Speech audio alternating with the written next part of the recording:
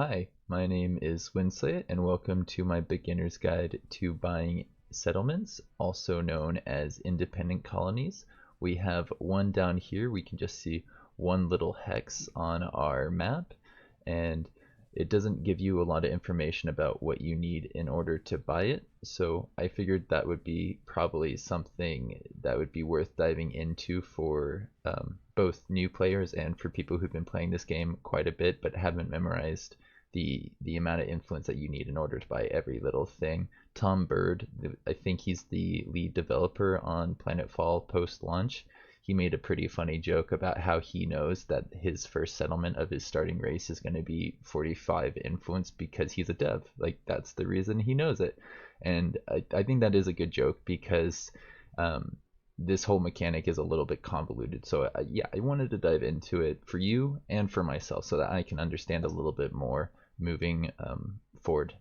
And yeah, there's also a lot of great discussions about this topic on the forums, and the factors that go into that, the amount of influence you need, that number. So I wanted to explore the topics that they or the advice that they put out there and see if it was valid advice. And some of it was, some of it wasn't. So yeah, I'm happy to share those findings with you shortly. In this video, we're going to be talking about the factors that impact the cost to bribe a settlement, and then we're going to cover how to use that knowledge in order to expand your empire efficiently.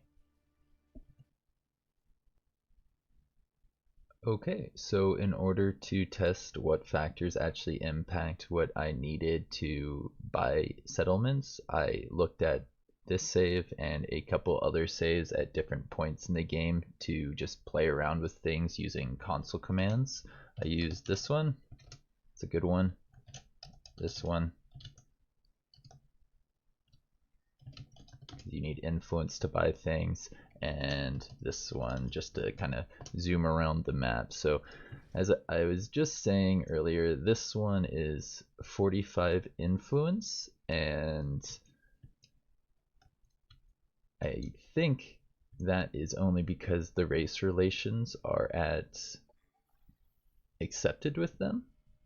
And if we compare that to the assembly are neutral. And when I go over to their cities, the very first one that I'm going to buy is going to cost me 60. And I used that information here to start mapping out what things cost and when they cost, what they cost. And I found that the number of colonies that you own doesn't matter if you build your own colonists. I go in here and I use this, and what's the other one that I want? Master skills. I can like build a colonist, send him up here, have him make a colony, end the turn, and it won't impact the cost of the two cities that we were just looking at. This one up here is still going to be 60, and this one down here is still 45. Yeah, 45,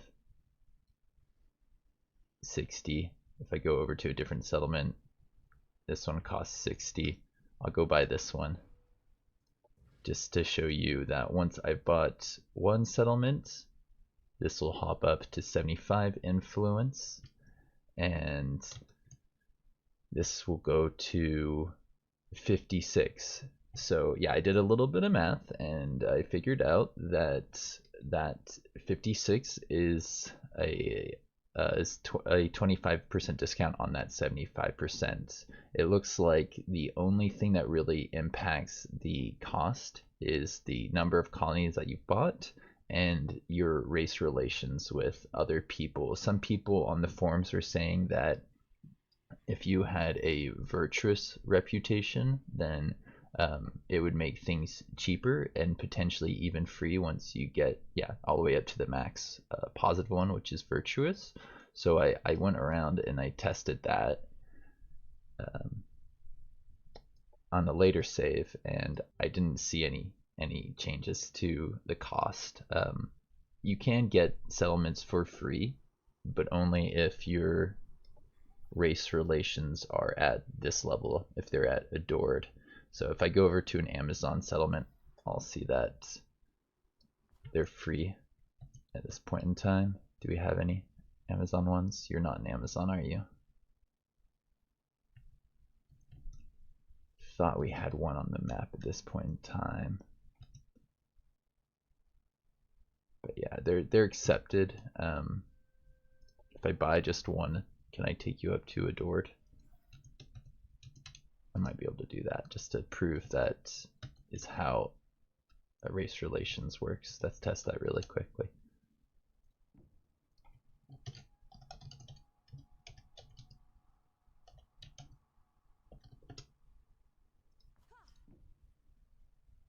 Misspelled it. Of course. That one's a bit of a pain to spell. So, are you now at adored? No, they're just at friendly. Give me just 2 seconds to find one that I can prove. Once we get our race relations to max, you can, yeah, get them for 0. Oh yeah, here we go. This one's now at friendly 0. Oh, this is interesting. So I'm actually finding out something here that I thought I understood a little bit more. So it does turn out that if you're at virtuous, you can get them for free at the friendly level. I thought you had to have them at adored. So maybe I don't necessarily understand this mechanic as well as I thought I did. I'm actually really glad I saw that when I did here, because I would have gotten that wrong. So virtuous is a factor which can make these things free. Yeah, they want to join our cause because we're nice people, right? And I do know for a fact that if you take them to adored, that you don't need a virtuous reputation to get the things for free. That just kind of happens. And I might be able to find a save really quickly with that. That's not virtuous, right? Let's go with maybe this one. This one would be a decent one to load up just to see what I had there. So we know that the reputation can impact things. The turn number that you're on, we're really late in the game. That's not a factor. Like this location here is not fully done transitioning into a city, is he? A lot of these aren't. Are any of them? Could have sworn at least one of them. Yeah, you're at 75 influence. You've converted into a thing, so the amount of time here doesn't impact things at all. Is that the only one? 75 influence for those guys. Oh, and I guess we're one turn away from victory, right? Is this the one where I just did this, and then a turn later I was able to see that? Yeah, I think we just got to wait a turn because a lot of them were one turn away from being done with their stuff. This was a save I wasn't planning on using because I had the other one that I set up with less stuff going on. But if we return to map, I think we can see you. You're an Amazon right here. You're gonna be free, and we're not virtuous. We're neutral. They're free because this is adored. So I think you get to adored when you have over 600 race relations. Right here, they're at 750. This is at 200. This is at 200. I think you get to accepted once you pass 200. If we had slightly less, then it would be neutral. And I think you need to be between 400 and 600 in order to be considered friendly. So that's how you get all those nice little discounts that we have on our Excel spreadsheet. If you're at accepted, you're gonna have minus 25% on your cost to buy some cities. It says minus 25% here. If you're accepted, it's going to be, or excuse me, if you're friendly, it's minus 50. And what's interesting here is it says minus 75% or 75% cost reduction for racer events, which I guess is kind of like bribing something, but it's free once you get to Adored, so that should be 100%, I think, or maybe notated differently. These things I think are all subject to change. It could be that in the past Virtuous worked differently with bribing settlements, and that's why people thought the things that they did, or maybe I just missed some things like I did earlier. I saw that friendly does work with a Virtuous reputation, and maybe other things work that I haven't quite seen yet.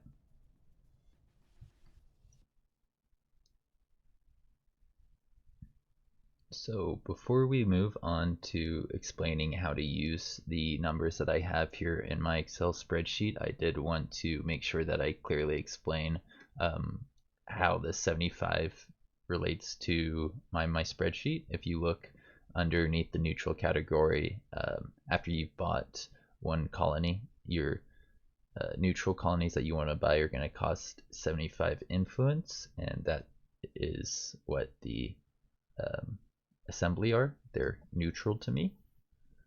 But if we go down to this syndicate city over here, you'll see that their cost has been discounted to 56 influence, and that is just to the right of this 75 right here. We got 56 influence for buying an accepted thing. So in this game we haven't bought very many colonies. So yeah, now we can jump into how you would use these numbers in the early game. Let's go back to our start here.